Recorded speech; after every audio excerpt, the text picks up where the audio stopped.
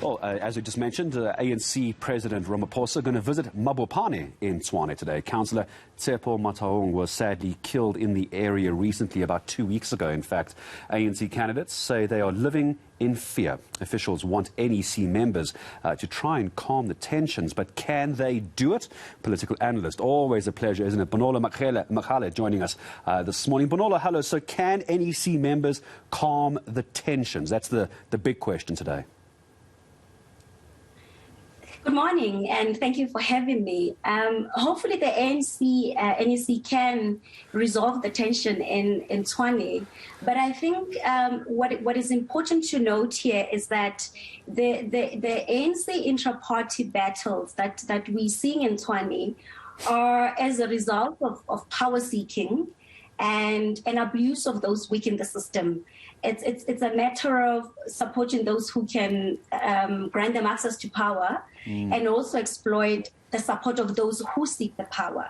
But I also think that criminals have infiltrated the party and its processes. And as you've mentioned now that, the killing of Councillor Tshepo Motaung and 3 other ANC councillors whose killings were allegedly linked to the political violence is an indication of the fact that criminals have infiltrated the party and its processes. And largely this is damaging to the party, a party that already has lost some credibility and some of its voters. I think the general public is already questioning the party's performance, that the party can govern itself, can it continue to govern the state. So I'm really hoping that the visit of the president today, but also the leadership of the ANC, would one accept that there's something wrong in the party, but to call out these criminal activities and these acts of violence and hold those responsible for this accountable,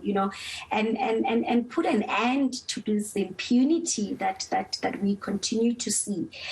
And just one of my thoughts are that the squabbles related to candidate list will be an indictment on the legitimacy of the ANC's local government, should it be re-elected in the city of Tshwane.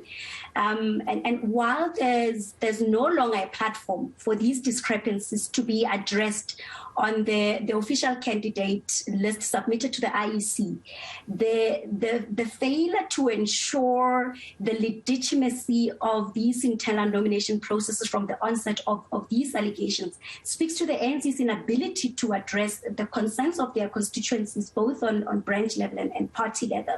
And yes, I'm just hoping that, the deputy president was there, I think it was last week, and that didn't go well. So I'm really hoping that with president's visit today, something will give. And I wanted to ask you about these factions within the ANC. We don't have to go into too much detail, but exactly what you're saying, that's leading to candidate list problems. It's leading to split loyalties as well. Let me ask you this, Bonolo. What we're seeing in the ANC in this election and previous elections, it seems everyone knows there are problems within the ANC except the ANC. Some people could suggest it is either ignorance of what is happening within their own party, or it is the arrogance of not recognizing the problems. Which do you think it is? It could be both. So one, in fact, I don't even think it's a matter of ignorance. I actually think the ANC somehow knows that there's something wrong. And, there's been talks about people believing that the ANC can self-correct. Sometimes I feel sorry for people who feel that the ANC can self-correct.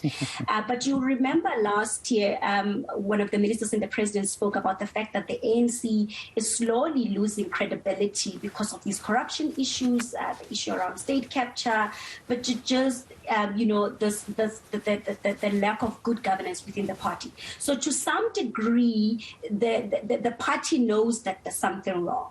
But I think on another hand, the ANC has this arrogance of the historical, the historical characterization that it has in this country. It's still, whether we want to accept it or not, Gareth, the ANC is still a dominating factor in South Africa. It still owns, a large number of the voters, while they've lost numbers over the years. But they still remain a dominating factor.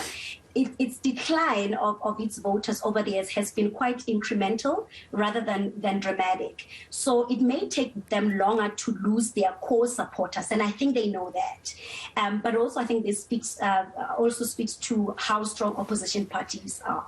But I think the ANC has some level of arrogance because of the loyalty that some of the South African citizens have. You know, a party Mandela that has brought us freedom, and therefore they keep riding on that. And because their decline of voters has been quite incremental rather than dramatic, they still actually think that that they will still have the numbers they require because they own the voter dominance, if you may.